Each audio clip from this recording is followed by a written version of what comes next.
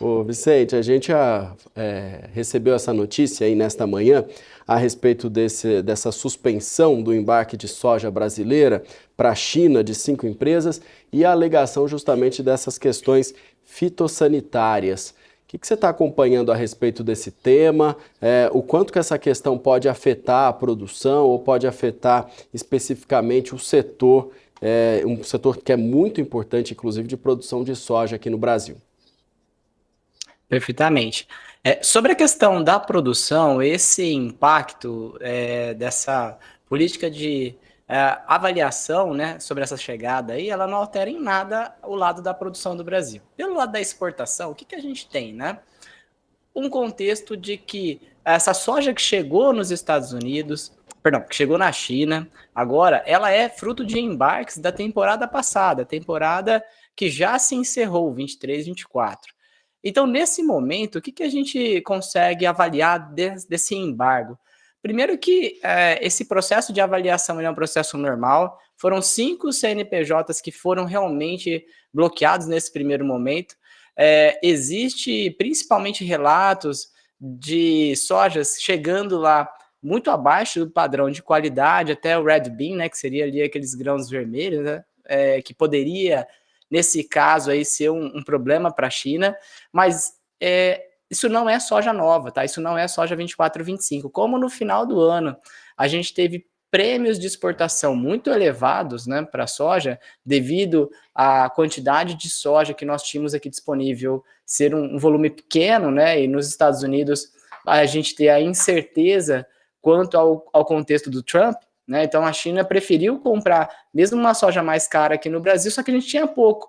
Então, aquela soja que nós tínhamos aqui, pelo preço, até às vezes compensava para trade um risco da questão da qualidade, fazer esse envio para de repente até receber um desconto na hora da entrada, né? Ela provavelmente tinha ciência na hora do envio que poderia ocorrer esse tipo de situação, então ela preferiu fazer esse envio, tá? Então, não é nada alarmante para a safra 24, 25 nesse primeiro momento, porque ainda são casos pontuais e o volume de soja da temporada 23, 24 chegando agora lá na China é pequeno, então não é um impacto tão relevante assim, mas começa a gerar um certo problema, não um problema, mas uma certa situação delicada para o Brasil tratar nesse primeiro momento, que é o quê?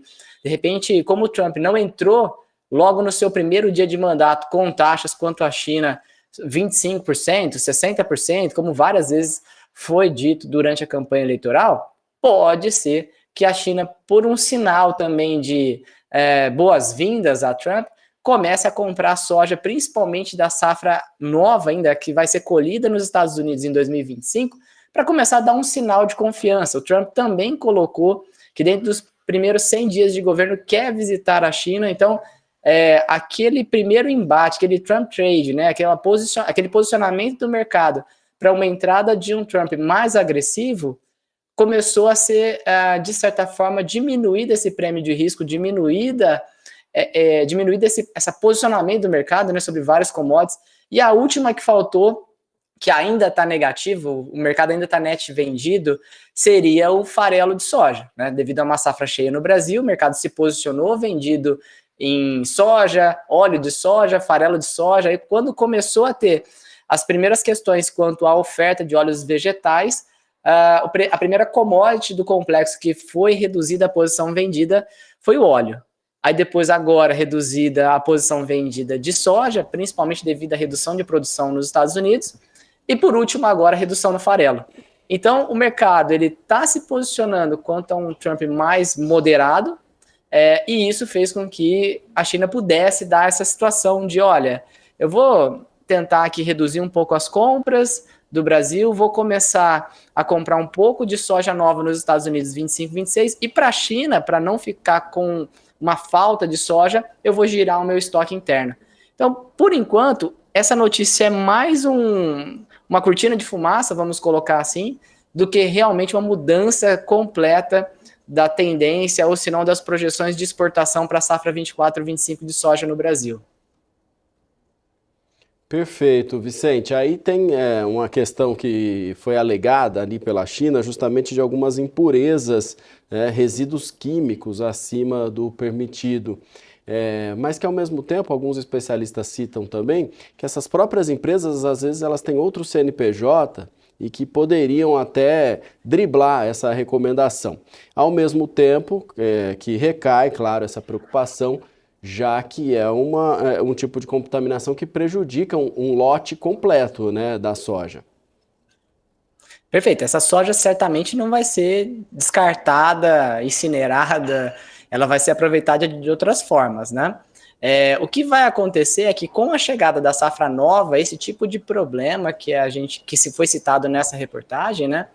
Ele vai passar a não acontecer, porque aí você começa a ter uma safra nova com a qualidade muito melhor, até porque até na recepção dessa soja nova já é feito um filtro tanto de umidade quanto de impureza, grãos quebrados. Então, normalmente, quando o produtor já entrega essa soja no armazém, o próprio armazém já faz essa classificação da soja, né? E depois, na hora de despachar, também a trading faz esse processo de qualificação. Então, muito provavelmente, na entrada da safra 24-25, esse problema já não ocorrerá.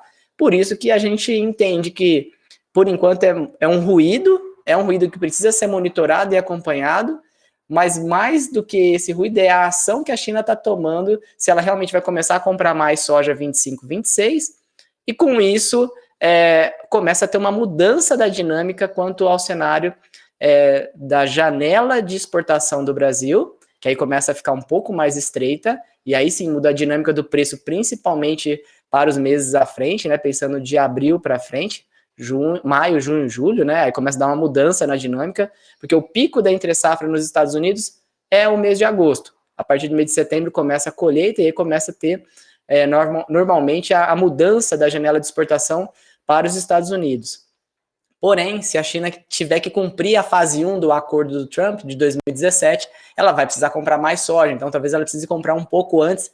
E aí a gente tem uma mudança da dinâmica também da formação de preço, um patamar mais sustentado para os preços referente à soja da safra 25-26, e no caso dos prêmios do Brasil, aí começa a ter uma pressão um pouco maior, e a entre-safra pode jogar para o produtor um nível de prêmio um pouco menor.